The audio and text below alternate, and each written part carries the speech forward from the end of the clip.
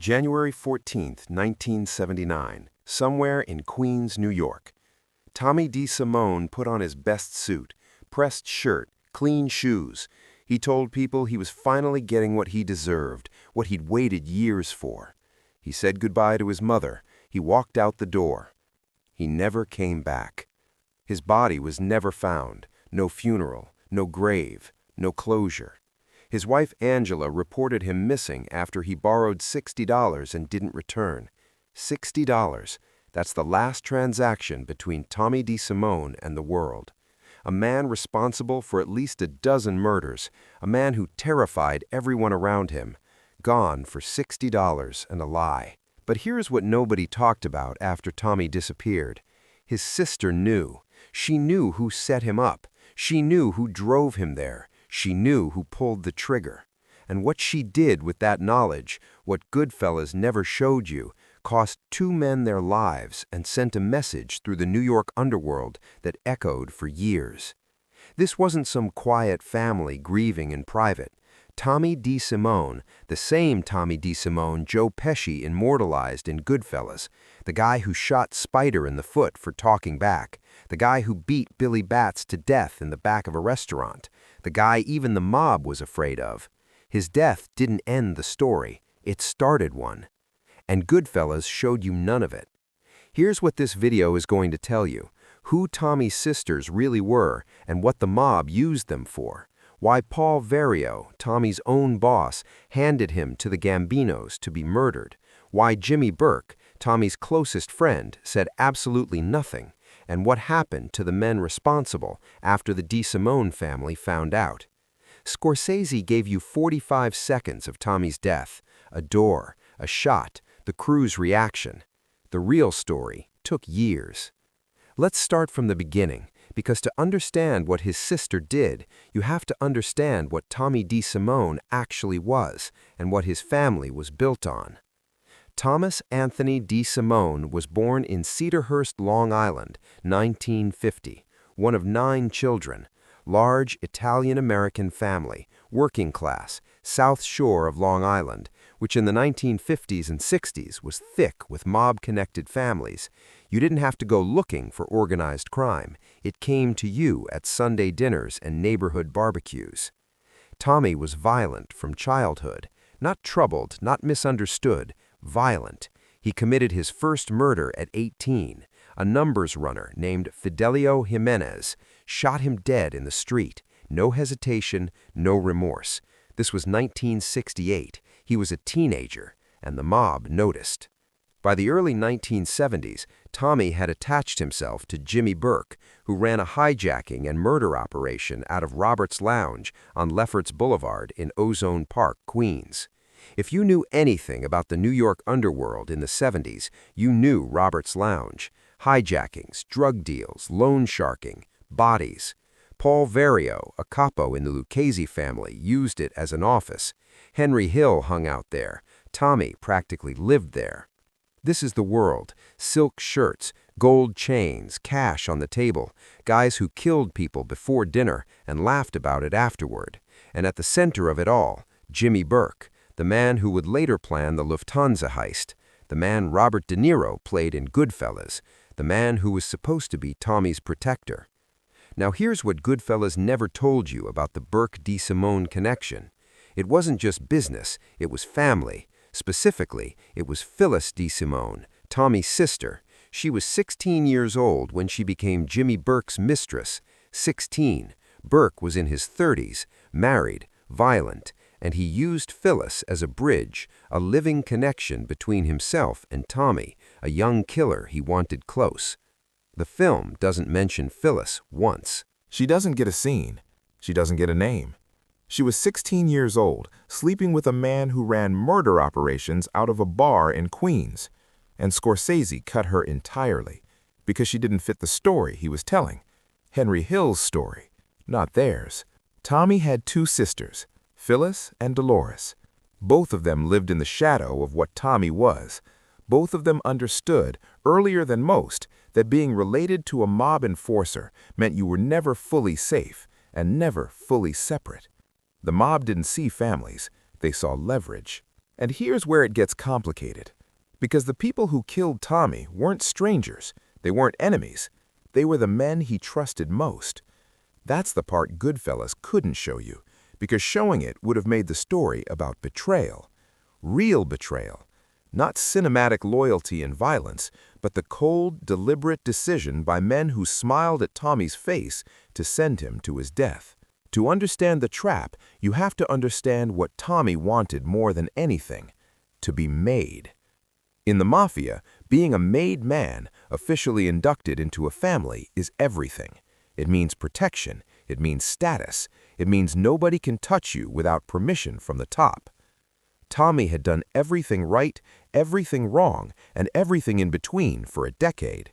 He'd hijacked trucks, he'd dealt heroin, he'd killed people who had nothing to do with the mob just because they looked at him wrong.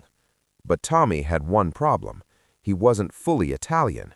His mother was Irish-American, and in the Lucchese family, in every family, both parents had to be Italian to become a made man. That was the rule, no exceptions. Tommy had been operating as an associate under Burke's protection for years, but he couldn't be made. He wasn't eligible, except he kept getting told otherwise. Burke told him soon. Vario told him, we're working on it, be patient, your time is coming. And Tommy believed them, because what was the alternative? That the men he'd committed murders for, the men he'd gone to prison for, the men who'd used his violence for a decade, that those men were lying to his face? He couldn't let himself believe that. And then there was the Billy Bats problem. In June 1970, Tommy DeSimone beat William Bentvena, known as Billy Bats, in Henry Hill's restaurant in Queens. Billy Bats was a made man in the Gambino family. You don't kill a made man without permission. You certainly don't stomp him to death in front of witnesses. The Gambinos wanted Tommy dead. They'd wanted it for years. Paul Vario knew this. Jimmy Burke knew this. And here's what the film doesn't tell you.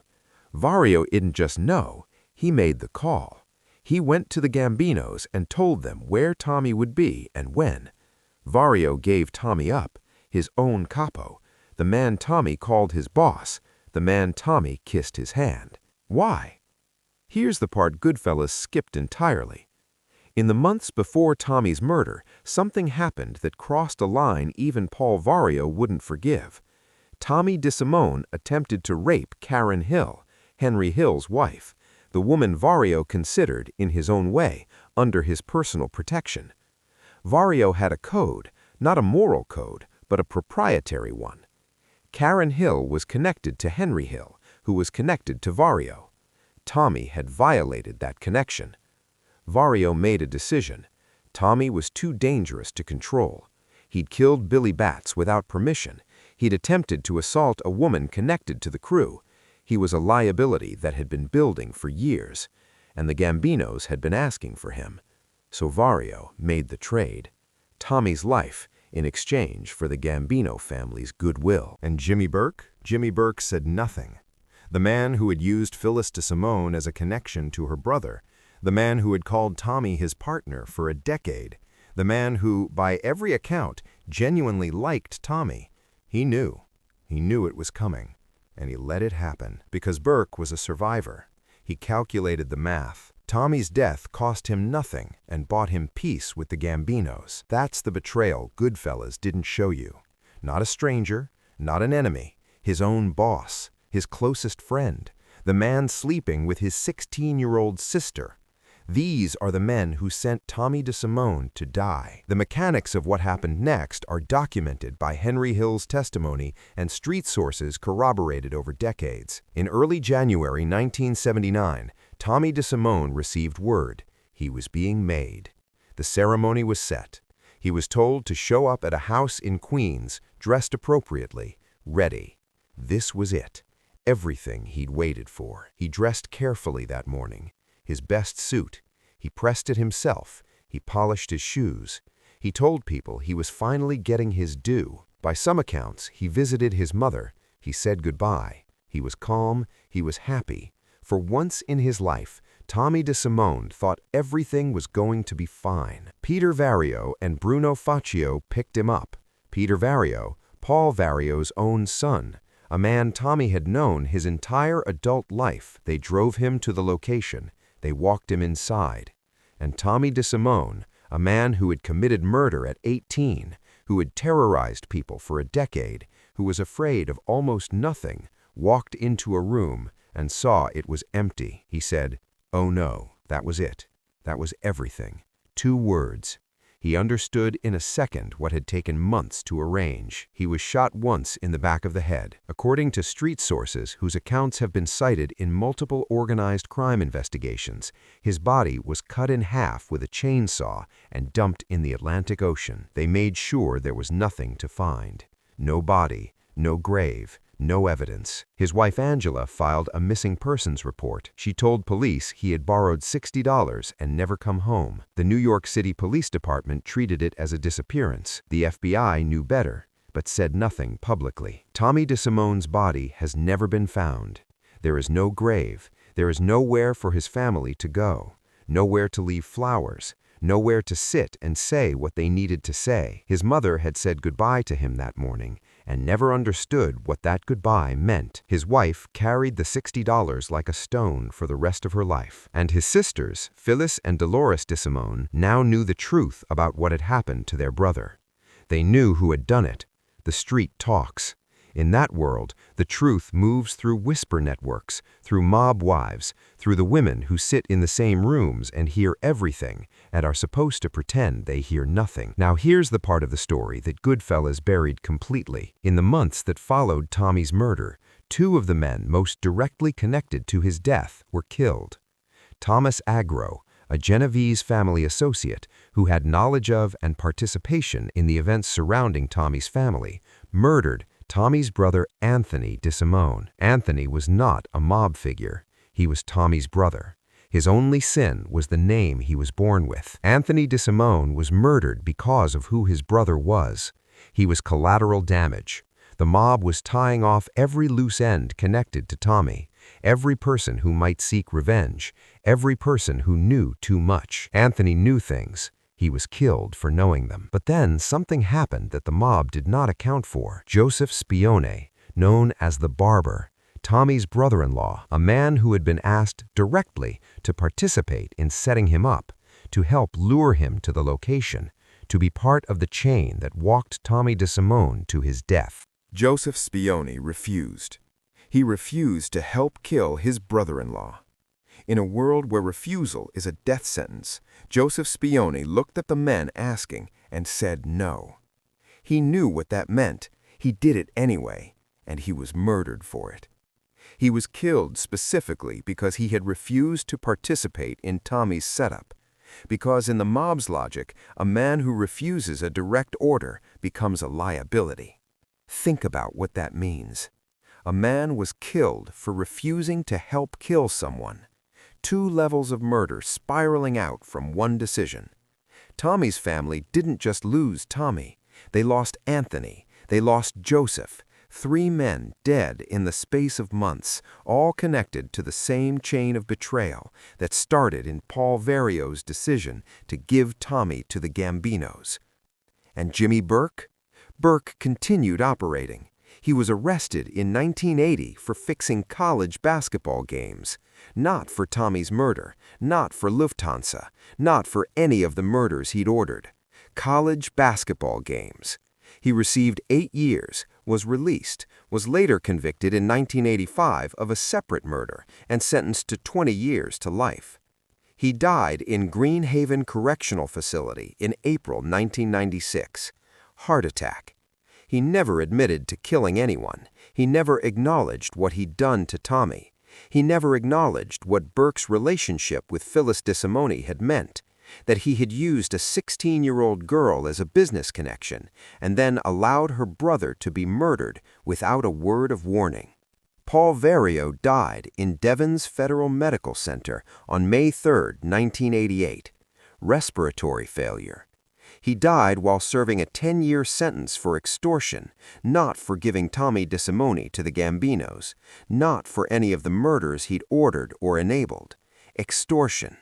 He died in a federal prison bed, comfortable enough, no reckoning. Henry Hill entered witness protection in 1980.